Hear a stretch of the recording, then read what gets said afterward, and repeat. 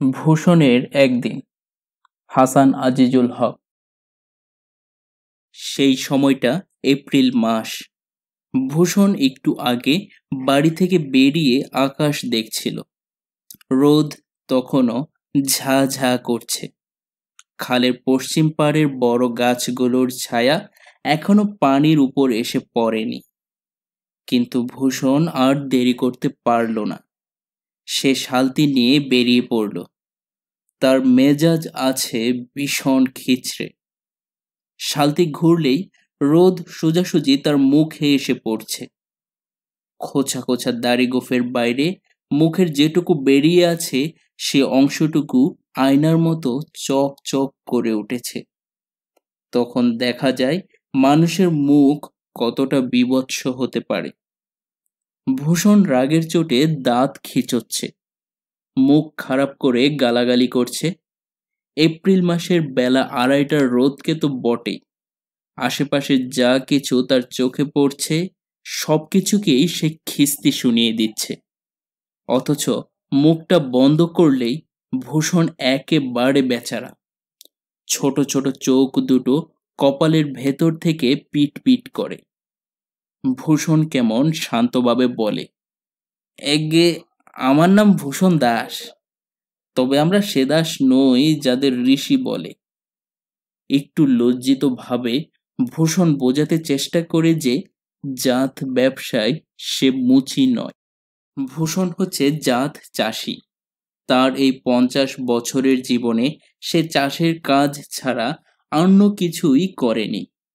এই সত্যটা তার শরীরের পেশিতে লেখা রয়েছে, যে কেউ পড়ে নিতে পারে।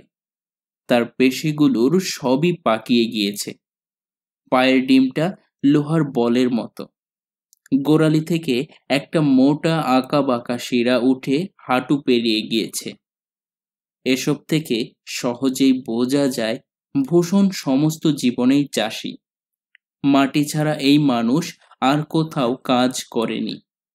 বীজ ছড়িয়েছে, চারা পুঁতেছে, জমি নিড়িয়েছে, ধান কেটেছে, ফসল বয়ে নিয়ে গোলাজাত করেছে। অথচ এটাও সত্যি, নিজের ভিটে আর ভিটের সঙ্গে লাগোয়া 10 কাঠা জমি বাদ দিয়ে ভূষণের কোনো জমি নেই। এই প্রসঙ্গে ভূষণের মন্তব্য হলো, আমার বাপ পিতামহ বড়লোক ছিল, বলতে গেলেই জমিদারই ছিল। এই রকম কথা বলে ভূষণ তার ছোট ছোট চোখ পিট পিট করে দূরের দিকে চাইবে, একেবারে দিগন্ত পর্যন্ত। নজর দিয়ে একবার মাঠটাকে জরিপ করে নেবে। লোকটার হাড় মোটা, হাতের থাবা দুটো বড় বড়। সমস্ত জীবন ধরে হাল চষে কোদাল চালিয়ে থ্যাবড়া হয়ে গিয়েছে হাতের পাতা। বোঝা বয়ে বয়ে মাথা বসে গিয়েছে ঘাড়ের ভেতর। ভূষণের সেই বিখ্যাত মাথা, চৌকো ধরনের বিরাট বড় গামলার মতো। তার চুলগুলো শক্ত তার যেন, কর্কশ আর কাঁচা পাকা। কখনো সে তা আঁচড়ায় না। টিকিটা ঠিক তালুর উপরে, যে কারণে মনে হয় সে পরচুলা পড়ে আছে। টিকি ধরে টান দিলেই সব উঠে গিয়ে বেরিয়ে পড়বে তার ইস্পাতের মতো শক্ত মাথার খুলি। ভূষণ শালতি আস্তে আস্তে বাইছিল। দুদিকে সমতল বিলের মাঝখান ছেড়ে খালটা নিচু, বেশ নিচু। পানি কমে এসে তলায় ঠেকেছে। বিল শুকিয়ে খটখটে। দিগন্ত পর্যন্ত সমতল, খোলা, গাছপালা বিশেষ নেই। ভূষণ গাড় উঁচু না করে বিল দেখতে পায় না শালতি থেকে। খালের পাড় বেশ উঁচু এবং দুপারে যথেষ্ট গাছপালা রয়েছে। বড় বড় জাম কাঁঠালের সঙ্গে ঝোপঝাড়ও প্রচুর। কোনো ফুলের তীব্র গন্ধ ভূষণের নাকে এসে লাগলো। এপ্রিল মাসের এই ফুল কোনো ঘাস ফুলও হতে পারে। ঝোপের মধ্যে লুকানো তারার মতো দেখতে জুঁই ফুলও হতে পারে। কিন্তু ভূষণের মেজাজ তাতে একটু ভিজল না। সে সমানে খিস্তি করে যাচ্ছে। মাঝে মাঝে ঘাড় উঁচু করে গাছপালার ফাঁক দিয়ে বিলের দিকে চেয়ে সে বলছে, হারামজাদা কম নেকার, বাড়ি আসবি শুধু বাদ গিলতি, সুর, তোর কপালের নেখন খণ্ডাবে কেডা? দুঃখ আছে তোর কপালে বলে দিলাম। ভূষণের এই একটা মুদ্রা দোষ রয়েছে। সে কাজ করতে করতে অকারণে ঘাড় তুলে দিগন্তের দিকে চেয়ে থাকে, কখনো বা হাঁ করে আকাশের পানে। কিছুক্ষণ এইভাবে চুপচাপ চেয়ে থেকে আবার ঘাড় নামিয়ে কাজ করে। বহুদিনের অভ্যাস এটা ভূষণের। আকাশ বা দূরের দিকে চেয়ে কি যে সে ভাবে সেই বলতে পারে। মেজাজ খারাপ হবার অনেকগুলো কারণ রয়েছে অবশ্য। এখনো বিলের মাঠে ধানের নাড়া রয়েছে, যতদূর চোখ যাচ্ছে জড়াজড়ি করে রয়েছে ধান, খুঁটে খুঁটে খাচ্ছে পাখিগুলো। অথচ তার বাড়িতে এক মুঠো ধান নেই। গত বর্ষায় মালিকের কাছ থেকে নেয়া টাকা ধানে শোধ দিতে গিয়ে ভাগে পাওয়া ধানটা সব শেষ হয়ে গিয়েছে। গরু দুটোকে খেতে দেবার জন্য এক মুঠো খড় পর্যন্ত নেই। ধুঁকছে গরু দুটো। হারামজাদা ছেলেটা পর্যন্ত 5 মিনিট বাড়িতে থাকবে না যে বলদ দুটোকে একটু মাঠের দিক থেকে ঘুরিয়ে নিয়ে আসবে। সকালে সে বেরিয়েছিল একটা কাস্তে হাতে করে, যদি কোনো কাজকর্ম পাওয়া যায়। কাজ সে পেয়েছিল মল্লিক বাড়ি, বেড়া বাঁধার কাজ। আপন মনেই সে কাজ করছিল। 3টি ছেলে এগিয়ে এলো। ভূষণ ওদের দিকে চেয়ে অবাক হয়ে যায়। পুলিশের হাতে যেমন বন্দুক, তেমনি বন্দুক ওদের হাতে। দুজনের খালি গা। দুজনকে ভূষণ চিনতে পারল। পাশের গায়ের ছেলে, স্কুলে পড়তো। আজকাল চাষের কাজই তো করে, ভূষণ জানে। জামা গায়ে ছেলেটিকে ভূষণ চেনে না। কি করতিস ও ভূষণ? সে কথা বলতে পারল না, ফেলফেল করে চেয়ে রইল। আমাদের সঙ্গে আসতে হবে, বুঝিছ? পরিচিত দুজনের একজন বলে। এই বন্দুক ধরতে হবে, লড়তে হবে এমনি করে। একজন খালি গা তার বন্দুক আকাশের দিকে তাক করল। করাত করে একটা বিকট আওয়াজ উঠল। ভূষণ চমকে উঠে কাস্তে ফেলে দিল। দিলি তো দেওর করে, কি আওয়াজ বাপরে! ভূষণ কাপা গলায় বলে। জামা গায়ে ছেলেটি এইবার বলে। তার চোখের রং পিঙ্গল, দৃষ্টি চিলের মতো, নাকের দুপাশ কোঁচকানো। সে বলল, দেশ নিজের করে নাও ভূষণ, স্বাধীন করে নাও। পাকিস্তান আর রাখা যাচ্ছে না। ভূষণ কিছু কিছু গন্ডগোলের কথা শুনেছিল। ঢাকায় নাকি ভারী গোলমাল চলছে, মারামারি কাটাকাটি শুরু হয়ে গিয়েছে। খুলনাতেও হাঙ্গামা চলছে। ভূষণ এসব শুনেছে মাত্র। গন্ডগোল তো এদেশে লেগেই আছে, তেমনই কিছু হবে হয়তো। এখন সে অস্ত্র দেখে আর বিকট আওয়াজ শুনে খুবই ভয় পেয়ে গেল। সবাইকে আসতে হবে আমাদের সাথে, কি কও? রাইফেল ধরতে পারবা না? জামা গায়ে ছেলেটা আরো এগিয়ে এলো ভূষণের কাছে। শোনো কাকা, তোমরা ভয় পেলে কোনো কাজই হবে না। তোমাদেরই তো অস্ত্র ধরতে হবে। তোমরাই তো 6 কোটি মানুষ আছো এদেশে। এই তোমরা যারা চাষি, জমি জমা চাষ করো, আমাদের দেশটা শুষে খেয়ে ফেললে শালারা। ভালো ভালো অস্ত্র দিয়ে ঢাকায়, খুলনায় সব জায়গায় আমাদের মেরে শেষ করে দিলে। অস্ত্র না চালালে এখানেও আসবে বেটারা, লুকিয়ে বাঁচবে ভেবেছ? এইসব বলে ছেলে 3টি চলে গেল। ভূষণ ব্যাপারটা ঠিক বুঝে উঠতে পারল না। পুলিশের বন্দুক ওদের হাতে, এটা ভীষণ সাংঘাতিক কাণ্ড মনে হলো তার কাছে। কাজ করে 1.5 টাকা পেয়েছিল ভূষণ। দুপুরে কড়া রোদে বাড়ি এসেই কিন্তু মেজাজ তার গেল বিগড়ে। গরু দুটো ঠাই বাঁধা আছে, দুপুরে রান্না হয়নি। সকালের দুটো ভাত পানিতে ভেজানো ছিল, তাই নিয়ে এলো ভূষণের বউ। ছোট ছোট ছেলে দুটো ন্যাংটো হয়ে উঠোনে পিটুলি গাছের ছায়ায় ঘুমোচ্ছে। ভূষণের বাড়ির চারদিকেই খোলা, পিটুলি গাছটাতেই যা একটু ছায়া হয়েছে, না হলে রোদে পুড়ে যাচ্ছে যেন তার ভিটে। ভূষণ জিজ্ঞেস করলো, হরিদাস কোনে রে? ওর বউ জবাবে বলে যে সকাল থেকেই সে উধাও। এই কথা শুনে ভূষণের খুদে খুদে কটা চোখে যেন আগুন জ্বলে উঠল। ওরে হারামজাদা শুয়োর, ওরে যদি আইস গারে না পুতি, আসুক শালার বিটা আস। গরু দুটোর কোনো ব্যবস্থা করা গেল না। ভূষণকে দেখে তাদের বড় বড় কালো চোখ আশায় ঝকমক করে উঠল। পারলে কিছু খাতি দিস, ভূষণ বউকে বলল। আমি দেব কনের থে, বউ বলল। মুখে মুখে জবাব করিস নি দিনি, যা করলাম পারলি করিস। এই কথা বলে ভূষণ গিয়ে তার শালতিতে উঠেছিল। এপ্রিলের রোদে তেতে খালের ঘোলা পানি গরম হয়ে উঠেছে, বাতাসটাও আগুনের মতো গরম। মাঠের ঘাস পুড়ে যাবার পটপট শব্দ ভূষণ শুনতে পাচ্ছিল। সে ঘাড় উঁচু করে শুকনো বিলের দিকে অন্যমনস্ক চেয়ে চেয়ে দেখেছিল দিগন্তের কাছ বরাবর তাপ ঝকঝক করছে। সেই সাদা ধোঁয়া পেরিয়ে গ্রামগুলো গভীর সবুজ উঁচু নিচু রেখায় স্থির হয়ে রয়েছে। কিন্তু ভূষণ ব্যাপার স্যাপার কিছুই বুঝে উঠতে পারছে না।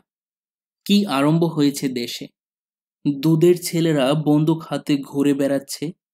50 বছর আগে ভূষণ যখন জন্মেছিল এই বিলের ধারের গ্রামে, সরু সরু খালে ক্ষত বিক্ষত, কোনাকুনি লম্বালম্বি ভাবে ফালা ফালা করে চেরা, কিছু আম জাম কাঁঠাল, কিছু ঝোপঝাড় লতাপাতা, আর ছোট ছোট গোল পাতায় ছাওয়া কুড়ে ঘর, কগর জেলে গুটি কয়েক চাষি পরিবার।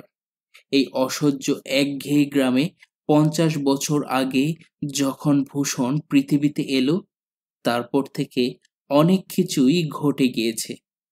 এই কথা ভূষণ শুনতে পায়, কিন্তু সে নিজে থেকে বিশেষ কিছু বুঝতে পারেনি। খুব ছোটবেলার কথা ভূষণের মনে পড়ে। উঠোনের পূব দিকে ছিল একটা বড় আম গাছ। ভূষণ পরিষ্কার দেখতে পায় গ্রীষ্মকালের লম্বা দুপুরে সে সেই আমের ছায়ায় ন্যাংটো হয়ে শুয়ে আছে। নিজের কোমরের ঘুনশিটা পর্যন্ত ভূষণের নজর এড়ায় না। ওর বাপের ছিল ঝুলে পড়া কাঁচা পাকা এক জোড়া গোঁফ। ভূষণ তার বাবাকেও স্পষ্ট দেখতে পেল। বাবাকে আরো ভালো করে দেখবার জন্যেই যেন ভূষণ গাড় তুলে বিলের উপর দিয়ে অনেক দূরে চেয়ে রইল। রোদ এখন পড়ে এসেছে। খালের দুপারে বড় বড় গাছগুলো থেকে ঝিরঝিরে হাওয়া দিতে শুরু করেছে। ভূষণ দেখল কচি নতুন পাতা বেরিয়েছে গাছগুলোয়। জাম গাছের নিচ দিয়ে যেতে একটা ঝমঝম শব্দ এলো বাতাসে। লতাগুলো এগিয়ে এসে খালের পানিতে ঝুলে পড়েছে। আমি তো কিছুই দেখতেছি নে, ভূষণ বিবেচনা করে সিদ্ধান্তে এলো। কি হইছে দেশের? এই বিল যেমন কার তেমনি রইছে। ক্যাডাই বিলের মালিক ভগবান জানে। বাবাও যা করতো আমিও তাই করছি। খালের ধারে এই জাম গাছটা পর্যন্ত যেমন তেমনি রইছে। ভূষণ তার সেই বিকট অদ্ভুত ধরনের মাথা খুব গম্ভীরভাবে নাড়ল। হারামজাদা হরিদাসটা পর্যন্ত। ভূষণ মাথা জাকি দিতেই তার মোটা কর্কশ চুলগুলো মাথার চারপাশে সমানভাবে ছড়িয়ে পড়ল। তেমনি বিরস মুখে সে শালতি বাইতে লাগল। যাচ্ছিল সে পাড়ের কোল ঘেঁষে। তার চোখের উপর এসে পড়েছিল অগোছালো চুল। খুবই অন্যমনস্ক হয়ে ভূষণ একটা লম্বা ঘাস ছিঁড়তে গেল। ফোঁস করে গর্জন উঠে যেন সে ঘাসই ফনা তুলে তার সামনে দুলতে থাকলো। ভূষণ দেখল তেজি একটা গোখরো, লালচে গায়ের রং, খালের পশ্চিম পাড়ে একটা বড় জামরুল গাছের পাশে বিকেলের হালকা রোদে দুলছে। সাপটার খোলা চোখে সূর্যের আলো টিকরে পড়ে খুব ছোট দুটি বিন্দু ঝিকমিক করছে। ভূষণের মনে পড়ল তার বাপ মরেছিল সাপের কামড়ে। 2 ঘন্টার মধ্যে মারা গিয়েছিল। ভূষণ তার বাঘের মতো হাতের থাবায় বইটা ধরে একটি নিশ্চিন্ত আঘাতে সাপটার কোমর ভেঙে দিল। হিস হিস করে তখনও গর্জন করে যাচ্ছিল সাপটা। ভূষণের শালতি এক দমকায় খালের মাঝখানে চলে এসেছিল। আনন্দে আর আক্রোশে ভূষণের চৌকো মুখ গারদের লোহার দরজার মতো আটকে গেল। তার চোয়ালের পাশে মাংসপেশি কাঁপতে থাকলো। চোখে এপ্রিলের সূর্য ঝিকঝিক করতে শুরু করলো। শালতি আবার পাড়ের কাছে নিয়ে সে সাপটাকে থেতলে দিয়ে এলো। হাট কাছাকাছি চলে এসেছে। ভূষণ পেছনে চেয়ে দেখল খাল রূপোর পাতের মতো এঁকে বেঁকে বিলের ভেতর দিয়ে দক্ষিণে চলে গিয়েছে। বহুদূর পর্যন্ত কোনো লোকালয় নেই। এই পথটা একা কতদিন পাড়ি দিয়ে এসেছে ভূষণ। আজ হঠাৎ একটু ভয় করে উঠল তার। হাট থেকে ফিরতে নিশ্চয়ই রাত হয়ে যাবে। হরিদাসকে না পেলে সে ফিরবে কেমন করে? এই অদ্ভুত সমস্যায় ভূষণ কিন্তু এর আগে কোনোদিন পড়েনি। হাটের একেবারে মাঝামাঝি গিয়ে রতনের মুদি দোকানের পেছন দিকটায় শালতি বেঁধে রেখে ভূষণ লাউ শাক, কাঁচা কলা আর লাউ দুটো মাথায় নিয়ে নেমে এলো। রতনের মুদিখানার উত্তর পাশ দিয়ে একটা ঢালু সুড়িপথ ধরে তরকারির হাটে আসা যায়। সেই পথটা দিয়ে উঠে আসতে গিয়ে বার কতক ভূষণের পা হড়কে গেল। খুব খাড়াই পথটা, দুপাশে আবার কিছু কাটা ঝোপ আছে, কিছুতেই এগোতে দেয় না। উঠে এসে তরকারির হাটের মুখটায় দাঁড়িয়ে ভূষণ হাঁপাতে লাগলো। দেরি হয়ে গিয়েছে তার। হাট অনেকক্ষণ জমে উঠেছে, মানুষে পরিপূর্ণ হয়ে উঠেছে জায়গাটা। আশেপাশের গা থেকে সমর্থ দেহ প্রায় প্রত্যেকটি পুরুষ মানুষ এসেছে হাটে। ভিড়টা আজ বড্ড বেশি মনে হলো ভূষণের। মানুষের কোলাহলে এমন একটা গম্ভীর শব্দ উঠেছে যে কান ভো ভো করতে থাকে। ভূষণ হঠাৎই দেখতে পেল সামনের চায়ের দোকানটায় হরিদাস আড্ডা দিচ্ছে আর হ্যাঁ হ্যাঁ করে হাসছে। অসহ্য রাগে ভূষণ কাঁপতে শুরু করে। তার কটা চোখ দুটি জ্বলে ওঠে আর মুখের আকার পুরোপুরি চৌকো হয়ে যায়। ভূষণ নিশ্চয়ই বাঘের মতো গিয়ে হরিদাসের উপর লাফিয়ে পড়ত, কিন্তু তার মাথায় শাক আর লাউয়ের বোঝা, হাতও জোড়া।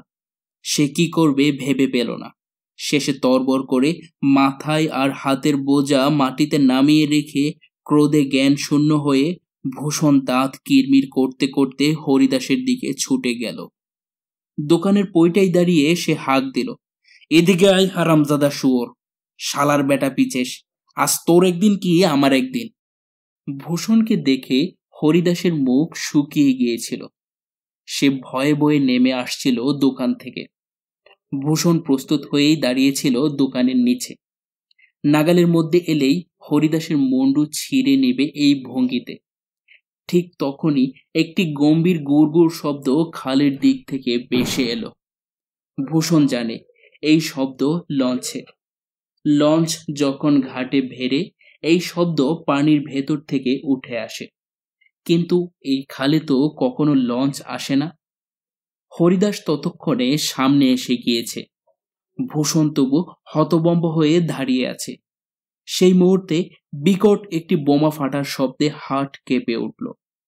ভূষণ দেখতে পেল বড় তেঁতুল গাছটা আমূল থরথরিয়ে উঠল। কিছু কাক বসেছিল, ভয়ানক চিৎকার করে ঘুরে ঘুরে উঠতে শুরু করলো। শব্দটা আবার এলো। প্রথমে প্রচন্ড একটা আওয়াজ, কান ফাটিয়ে দেয়। তারপরে লোহার তৈরি কোনো যন্ত্র থেকে বেরোনো একটা পাতলা ও তীক্ষ্ণ দাঁতব প্রতিদ্বন্দ্বী। আওয়াজের সাথে সাথে ভূষণের ধুতি পট করে তার পায়ে বাড়ি খেল। এখন তার পা দুটি যেন মাটিতে আটকে যায়। সামনেই বিউবল হরিদাস। হাটের কোলাহল থেমে গেল, স্তব্ধতা নেমে এলো তখন। এই স্তব্ধটাকে বর্ণনা করা যায় না। আকাশ কাঁপিয়ে তোলা আতঙ্ক আর আর্তনাদ সেই স্তব্ধটাকে সানিয়ে তুলেছে আর তার ওজনকে করেছে দুর্বহ। থেকে থেকে সেই ভয়ঙ্কর আওয়াজ চলতে থাকে। প্রথমে ভয়াবহ গম্ভীর ঘুম, তারপর ধাতব প্রতিদ্বন্দ্বী চাই, তারপর ভূষণ আর লঞ্চের শব্দ শোনে না, একটা নতুন শব্দ শুনতে পায়, ফর। জমির নাড়ার ফাঁক দিয়ে খুব দ্রুত পাখা নেড়ে মাটির উপর দিয়ে উড়ে যাবার সময় এক জাতীয় ছোট পাখি যেমন শব্দ করে, শব্দটা অনেকটা তেমনি। এই শব্দ শোনার পরেই হাটের এক প্রান্ত থেকে রক্ত জমানো হাহাকার ভরা চিৎকার কানে আসে। আর হরিদাসের আতঙ্ক ভরা চোখের চাউনি অনুসরণ করে ভূষণ পেছন ফিরে নদীর দিকে চেয়ে দেখতে পায় গলিপথ দিয়ে লাফিয়ে লাফিয়ে উঠে আসছে একজন মানুষ। তার পরনে খাকি প্যান্ট আর খাকি জামা, মাথার কপাল ঢাকা, টুপি তেচরা করে বসানো, ফর্সা, লম্বা, পাহাড়ের মতো জোয়ান। ভূষণ মানুষটার চোখের দিকে চাইল। প্রথম যৌবনে সে সুন্দরবনে খুব কাছ থেকে একটি বাঘের এক জোড়া চোখ দেখেছিল। অতি অতি দ্রুত ভূষণের সে কথা মনে পড়ে গেল। মানুষটা ভীষণ চিৎকার করছিল, যা বোঝার ক্ষমতা ভূষণের ছিল না। শুধু বেঈমান, মালাউন, কাফের এই রকম শব্দ সে শোনে, আর এক দৃষ্টে লোকটার হাতের লোহার কালো বেটে বন্দুকটার দিকে চেয়ে থাকে। চোখের পলকে লোকটা যেন দুটো হয়ে গেল।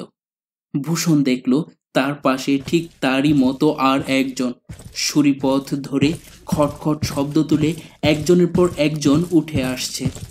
উপরে এসেই নদীর কিনারা বরাবর ওরা ছড়িয়ে গেল এবং এতক্ষণে একটানা শব্দ উঠে এলো, কটকট কটকট। কান ঝাঝা করতে থাকে। হরিদাস দুপা সরে গিয়েছে। ভূষণ ভেজা চোখের মতো এপ্রিলের আকাশের দিকে চেয়ে রইল একটুক্ষণ অন্য মনস্কের মতো। রোদ তখনও ঝিকিমিকি করছে বড় বড় গাছের মাথায়। আবার একটানা শব্দ উঠল, কটকট কটকট। তখন ভূষণ দেখল গোড়া কেটে ফেললে গাছ যেমন তাড়াহুড়ো না করে আস্তে আস্তে মাটিতে শুয়ে পড়ে, মানুষও তেমনি করে মাটিতে পড়ছে। এরপরেই সে রক্ত দেখতে পায়। কোনো মানুষের মাথা থেকে, কারো পা থেকে, কারো কাঁধ, বুক বা পেট থেকে ফিনকি দিয়ে রক্ত ছুটতে থাকে। রক্ত ছোটার কলকল ঝরঝর শব্দটাই যা ভূষণ শুনতে পায় না। কিন্তু দলে দলে মানুষ মাটিতে শুয়ে পড়ছে, এটা সে দেখতে পায়। ভূষণ এতক্ষণ নড়তে পারেনি। হাটের কোনো মানুষ কিছুক্ষণ নড়েনি। হঠাৎ সেই ভয়াবহ স্তব্ধটা কেটে যায়। চিৎকার করতে করতে মানুষজন তীব্র বেগে দৌড়তে দৌড়তে মাটিতে হুমড়ি খেয়ে পড়ে। কেউ মুহূর্তের জন্য দাঁড়িয়ে মুখ ফিরিয়ে একবার নদীর দিকে তাকায়, তারপর তলপেট চেপে মাটিতে বসে পড়ে। আর রক্ত চোটে কলকল ঝনঝন শব্দে শানের মতো মসৃণ সাদা পথের উপর দিয়ে রক্ত এত দ্রুত গড়িয়ে যায় যে তাতে সাদা ফেনা দেখা যায়। কোথাও ঘাস ভিজে যায়, ডগায় রক্তের বিন্দু নিয়ে লম্বা ঘাস ঝুলতে থাকে। একইভাবে কটকট কটকট শব্দ চলতেই থাকে। এখন বস্তার উপর বস্তার মতো মানুষের উপর মানুষ স্থূপিকৃত হতে থাকে। কেউ প্রবল বেগে হাত পা নাড়ে, কারো চোখের পাতাটি শুধু কাঁপতে কাঁপতে স্থির হয়ে যায়। মানুষেরা ঘোলা চোখে এপ্রিলের আকাশের দিকে কঠিন চোখে বা যন্ত্রণার চোখে বা অভিমানের চোখে চেয়ে থাকে। ঈশ্বরের নামে বাতাস চিরে যায়। বহু লোক একসঙ্গে একযোগে ঈশ্বরকে ডাকে এবং যেটুকু সময় চুপ করে থাকে সে সময়টার মধ্যে মানুষ ইতস্তত মাটিতে শুয়ে পড়ে। শাকসবজি ভর্তি বাজারের থলে কাঁধে নিয়ে কাত হয়ে এক পা গুটিয়ে কেউ পড়ে থাকে। ৮০ বছরের বুড়ি বুলেটে চুরমার হয়ে যাওয়া বুক অগ্রাহ্য করে কোমরে ছেঁড়া কাপড়ের কষিটা আটবার জন্য ব্যস্ত হয়ে পড়ে। হরিদাসের হাত ধরে টানতে টানতে ভূষণ এতক্ষণে তেঁতুল গাছটার আড়ালে গিয়ে পৌঁছেছে। ভূষণ আর কোথায় যেতে পারে? সেখানে সে দাঁড়িয়ে শুনল সমানে কটকট শব্দ চলছে। আর এখন হাটের যত দূর চোখ যায় কোথাও কোনো মানুষকে দাঁড়িয়ে থাকতে দেখা যায় না। অজস্র মানুষ মাটিতে মুখ থুবড়ে পড়ে আছে। কেউ কেউ তখনও চিৎকার করছে, ভগবানকে ডাকছে, পানি চাইছে, হাত পা ছুটছে। হাটের ছোট ছোট চালাগুলো গুড়িয়ে ভেঙে পড়ছে মাটিতে। শনশন শব্দে চারদিকে বুলেট ছুটছে। ভূষণ দেখল এর মধ্যে 24-25 বছরের একটি মেয়ে তার কালো কুতকুতে বাচ্চা কোলে তেঁতুল গাছের দিকে এগিয়ে এলো। ঠাস করে একটি শব্দ হলো। মেয়েটি বাচ্চার মাথায় হাত রাখে। ভূষণ দেখে মেয়েটার হাত দিয়ে গলগল করে রক্ত আসছে। শেষে রক্ত মেশানো সাদা মগজ বাচ্চাটার ভাঙা মাথা থেকে এসে তার মায়ের হাত ভর্তি করে দিল। মেয়েটি ফিরে দাঁড়ালো, বাচ্চার মুখের দিকে চাইল, পাগলের মতো ঝাঁকি দিল তাকে কবার। তারপর অমানসিক তীক্ষ্ণ চিৎকার করে ছুঁড়ে ফেলে দিল বাচ্চাটাকে। দুহাতে ফালা ফালা করে ছিঁড়ে ফেললো তার ময়লা ব্লাউজটাকে। তার দুধে ভরা ফুলে ওঠা স্তন দুটিকে দেখতে পেল ভূষণ। সে সেই বুক দেখিয়ে চেঁচিয়ে উঠল, মার হারামির পুত, খানকির পুত, এইখানে মার। পর মুহূর্তেই পরিপক্ষ শিমুল ফুলের মতো একটি স্তন ফেটে চৌচির হয়ে গেল। ছিটকে এসে সে পড়ল তেঁতুল তলায়। অক্রোশপূর্ণ ভয়শূন্য চাউনি নিয়েই সে মরে রইল। এর মধ্যেও ভূষণ হরিদাসকে একটু দূরে দাঁড়িয়ে থাকতে দেখল। তখনই ছুটে সে তার কাছে যাচ্ছিল, কিন্তু হরিদাস হাঁটু গেড়ে মাটিতে বসে পড়ল। ভূষণ ফিরে তাকিয়ে দেখে একেবারে সামনে এক হাতের মধ্যে সেই মানুষ, হাতে পেটে একটা বন্দুকের মতো জিনিস। ফর্সা বিরাট মুখ ঘামে ভিজে গিয়েছে, রাগে রক্ত যেন ফেটে পড়ছে। খুব কাছ থেকে ভূষণ লোকটার কুতকুতে চোখ দুটো দেখল। তার গায়ের গামের গন্ধ পর্যন্ত পেল সে। লোকটা গলা ফাটিয়ে বলল, এই কমিন, তো মালাউন হো। ভূষণ এইবার আর কিছুই দেখছিল না। তার সেই বাঘ থাবা হাত ইস্পাতের মতো শক্ত হয়ে উঠেছিল। সে দুবার লোকটার ফুলে ওঠা গলনালীর দিকে তাকালো, চুপচাপ চেয়েই থাকলো একটু সময়।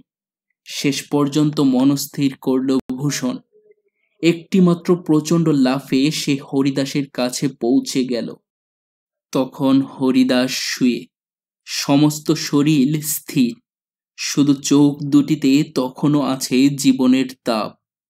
ভূষণ তার মুখের উপর মুখ নিয়ে আদরে ডাকল, বাবা হরিদাস, বাপ আমার, মানিক আমার। এই বলে সে তার রুক্ষ কর্কশ হাত ছেলের গায়ে মাথায় অতি ধীরে ধীরে বোলাতে বোলাতে অস্ফুটে আবার ডাকল, বাবা হরিদাস।